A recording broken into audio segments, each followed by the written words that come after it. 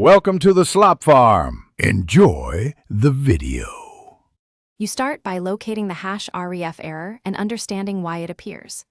Click the cell showing #ref and read the formula in the bar. This tells you which reference is broken. Once done, use trace precedence or toggle formula view to see dependent cells. Make sure the reference sheet or range still exists and that no rows, columns, or whole sheets were deleted. If a named range is missing, note its name so you can restore or edit it in the name manager. You now repair the reference by editing the formula directly.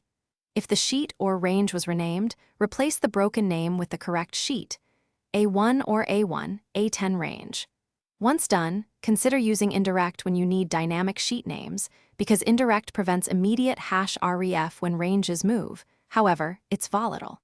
For formulas that spill, switch to index or wrap with array constraint to match expected sizes. Make sure cell locking and protections aren't preventing access. Unprotect ranges. You finish by validating the fix and adding safeguards. Test the corrected formula across expected inputs. If it can still produce #ref, wrap it in IFER or IFNA to show a friendly fallback. If the error came from import range, reauthorize access or restore a deleted sheet from file version history. Once done, make sure ranges align and protections allow access.